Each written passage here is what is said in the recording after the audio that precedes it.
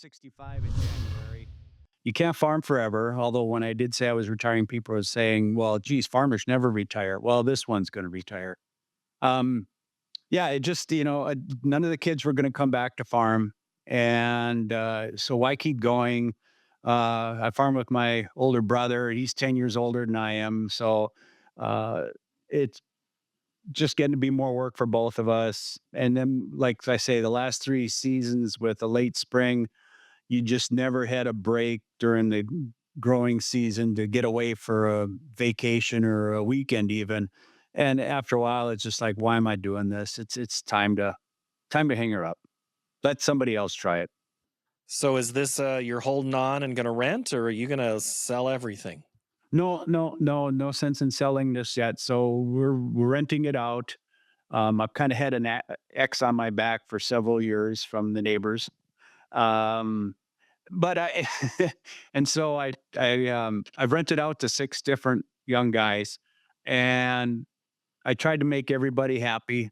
Um, just I give everybody a little bit, but I wished I had more land to help these guys out with, but they're all getting a good start, and yeah, it's good for the community.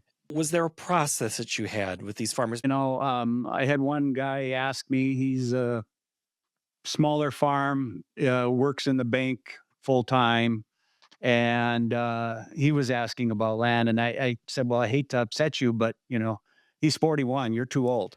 Um, I wanted to keep it as young as I could, or the smaller operations. I had one guy pull in the yard. He's older than I am, and he was asking for his son, and I'm thinking, well, why isn't your son here? And, well, they lost a few hundred acres and they could really use some more. And I said, well, how many acres are you farming now? Well, 5,000. It's like, yeah, you're probably okay, But so the ones I've rented to, they're from small cattle herd. He's renting 60 acres for alfalfa to, well, I don't know if there's anybody. Yeah, the one, they might be at 2,000 acres would be the biggest, and he's the neighbor coming in to start with the other farmer. He's taken him under his wing. That's what I really wanted to do. If I could have like a turnkey a few years ago with someone, bring someone in and say, here, work with me for a few years. Um, but it was hard to find somebody like that. And so the goal is always to do kind of what you did and find land, farmer, partner. Right. Right. Yep. Somebody that wants to give a next generation a chance, someone that doesn't have land but has a passion for agriculture. But then that's a tough hill to climb too because it's so capital intensive. Unless that young person's got some a good banker behind them, it's tough to buy into an operation. But I was willing to see what we could do, but I just couldn't find anybody. Because I'm guessing, Tim, or you may have left some dollars on the table if you would have gone with a larger farmer who might have been able to pay more for rent, but you are taking it as an opportunity to get someone started. Was that part of your motivation as well? Yeah, yeah, yeah. I mean, yeah, I could have turned it over to one of the mega farms in the area and rented it out for top dollar and moved to Florida, but that's not us. That's not what my wife and I want to do. So, you look around in the churches or the school district, the stores, the storefronts downtown. Let's keep as many farmers as we can going. That's what I want to do. And we're at a good point in our financial situation that I can afford to leave a few dollars on the table.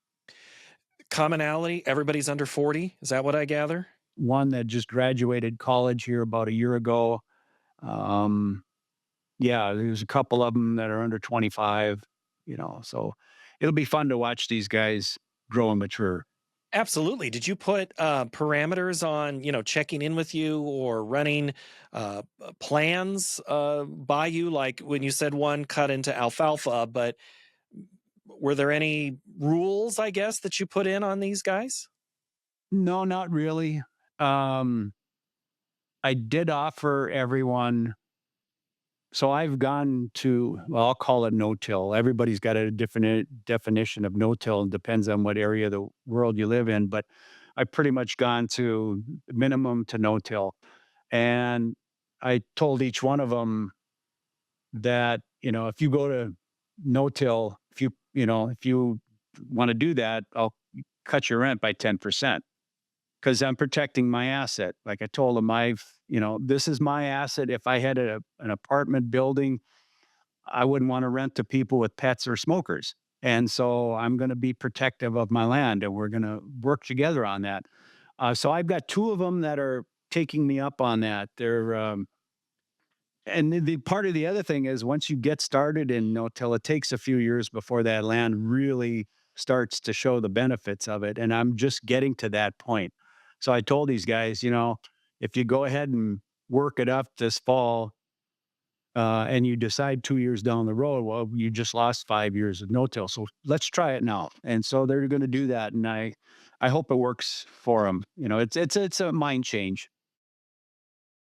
The full MTOM is available now.